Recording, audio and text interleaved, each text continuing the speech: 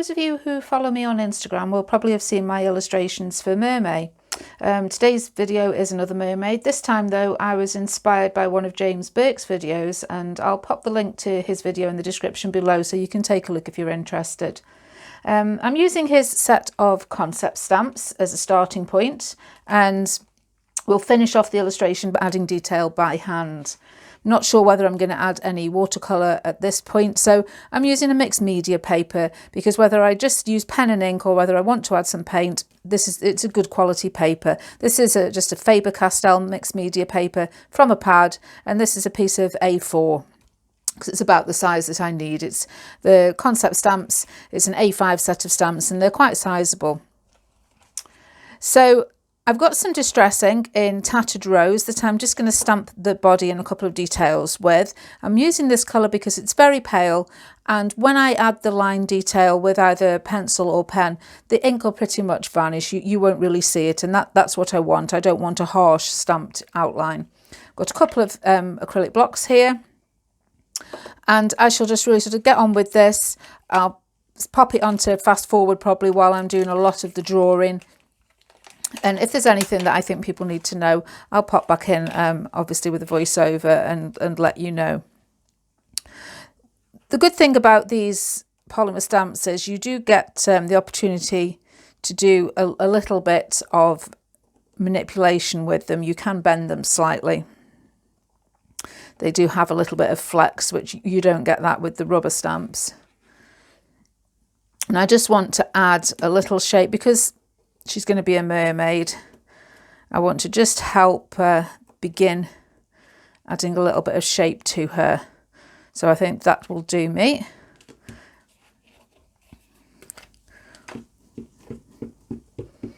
Now, if you're not a brilliant stamper, this really doesn't matter because, as I say, this is really just a guideline, a basis, and we won't really see it once we've sort of completed.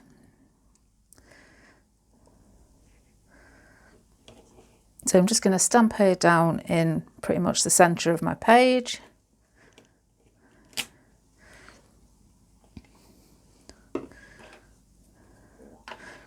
The other thing I do want to add is these two little sticks or antlers. I do want to pop those on to create a sort of headdress. So I may as well do that now while I'm at the beginning.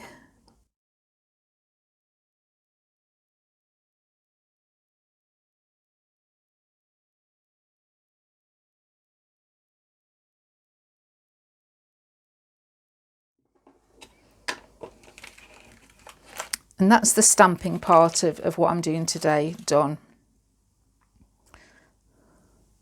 So I'm just going to sketch in the basic outline of her tail and where I want her hair to go. And for that, I'm just using this, it's a Pilot colour Eno pencil in a pale pink. Again, it'll sort of pretty much disappear when I come back in and detail the line work with either a fine pen or another pencil with a dark lead.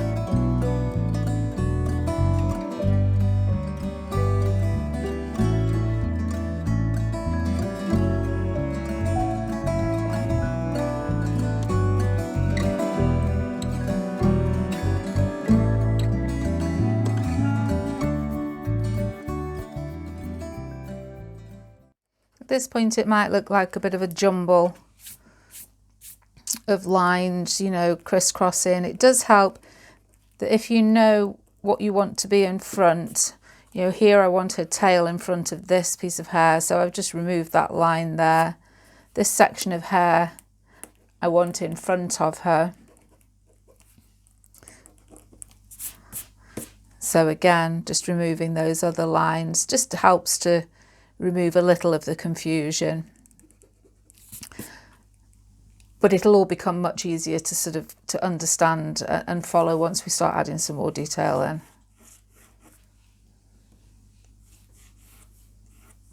Going to add a few sort of wispy flyaway bits as well.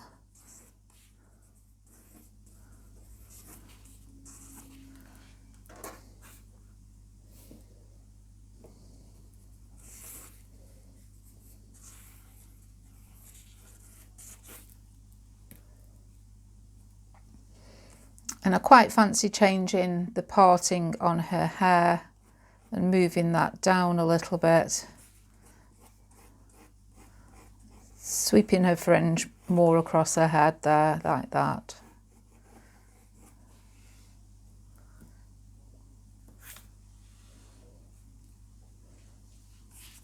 Going to create some sort of headdress here with some little crisscross lines.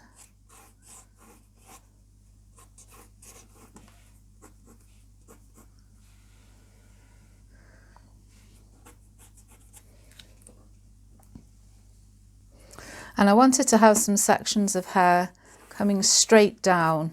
That was something I really liked in James's video. He had very straight sections of hair. This one I wanted to have a more flowing effect, but I do want her to have some straight sections.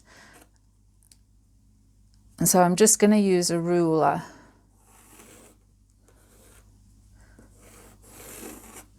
just to give me a guide, just sort of from the outer edge of that eye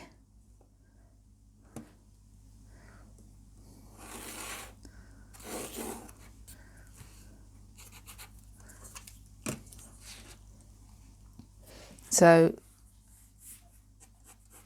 you can then sketch in a section .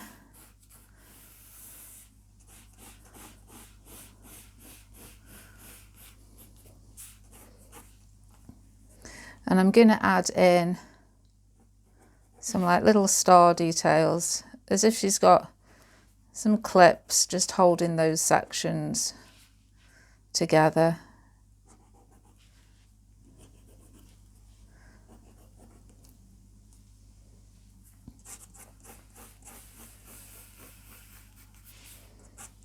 And again, still just quite rough at the moment. This is just our basic guideline. I'm going to want to put some detail on her tail,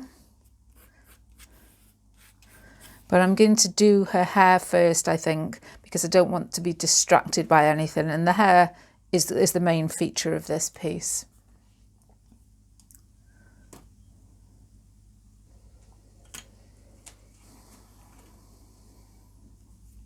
So switching to a mechanical pencil, this has got 2B leads in it, and this will be my sort of darker outline, and it'll make everything a lot easier to see.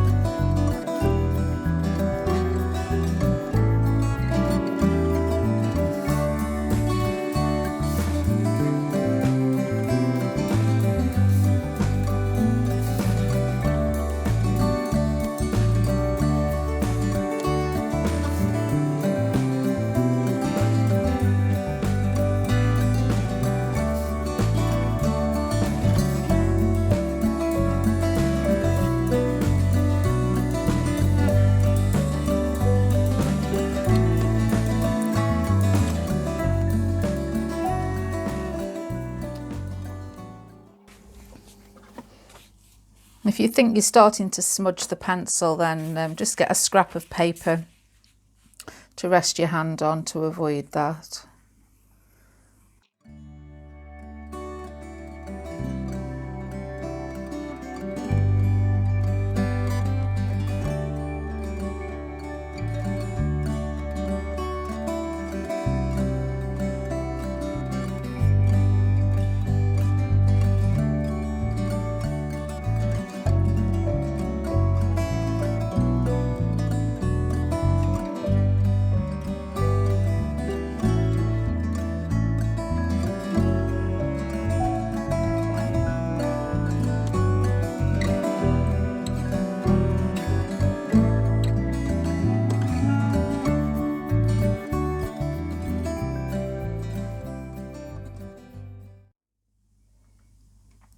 Now that the sections are pretty well defined with the pencil there, it's easier to see where I'm going to be able to fill the detail in now. At this point you can decide whether to continue using pencil or whether if you want to switch to a fine liner pen. I mean, you could have done this line work straight away with a pen if that's what you wanted to do. But I think, you know, there was still room for error of possibly, you know, getting some lines in the wrong place at that point. So I preferred to do that with a pencil in case I need to change anything about. But I do want to use a pen, and I'm going to be using a 0.1 fine liner. This is a waterproof one, a Unipin one. So again, if I do decide to add some watercolour paint afterwards, it isn't going to run, it's going to be absolutely fine. So I'm going to start going over the section and adding detail to each section as I go.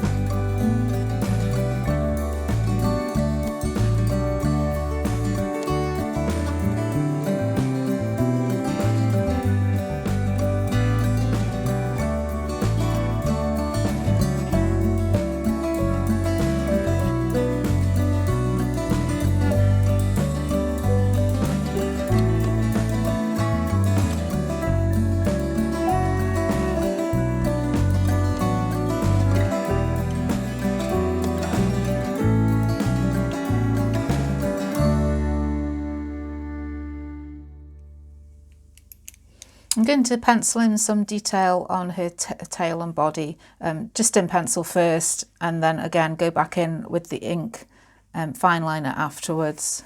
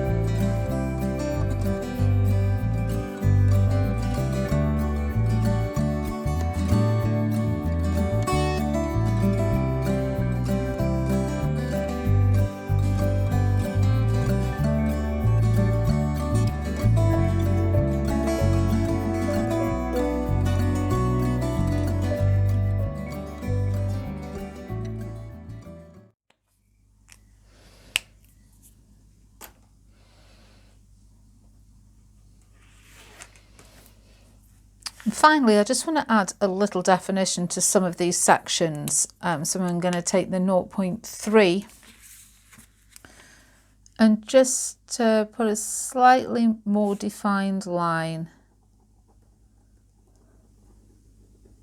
around the edge of the section.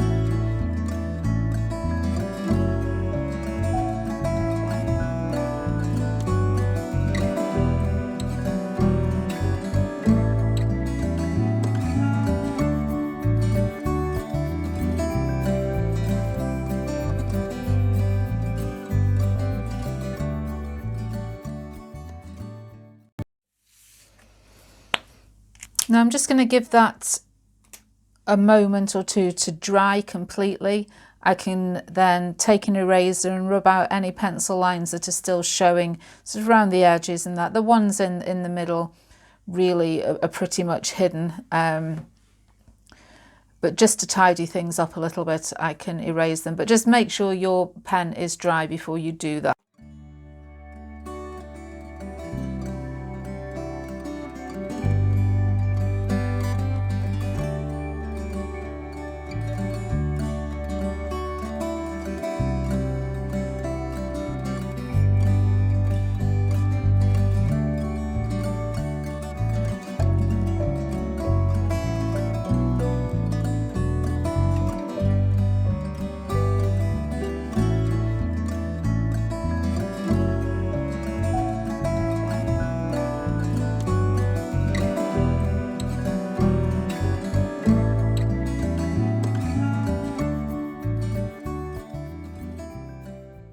Leave where the line work is black and white, but I do want to add some colour around the outside, just a pale wash of colour. I may add a slight skin tone to her face and body. I'll see what I think once I've just got a bit of a background in. I'm just going to use watercolour paints here. These are just some Winsor & Newton ones. And really just a light wash around the outside.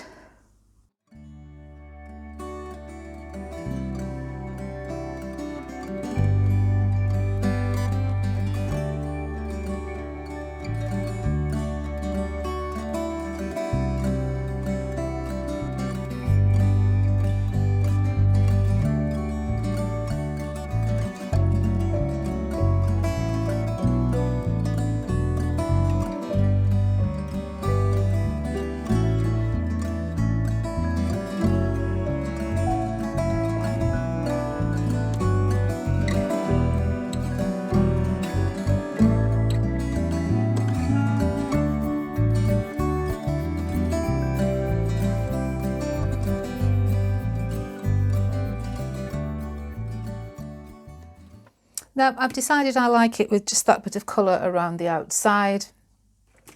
I'm just going to take a white gel pen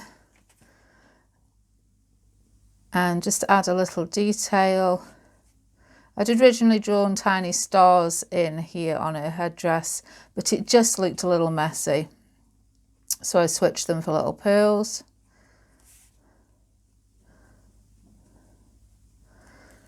And you can just use the white pen to tidy up any areas that you just want brightening up. And so just places like that there on her face where that original hairline is just showing. Brighten up the pupils. And just brighten up those little stars if need be. A couple of places where that original stamped outline was showing on those.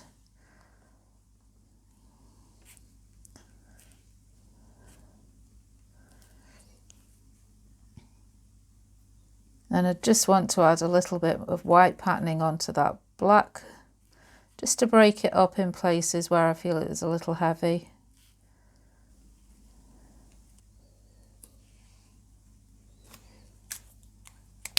And I'm going to call this one done. I really enjoyed adding all that detail in.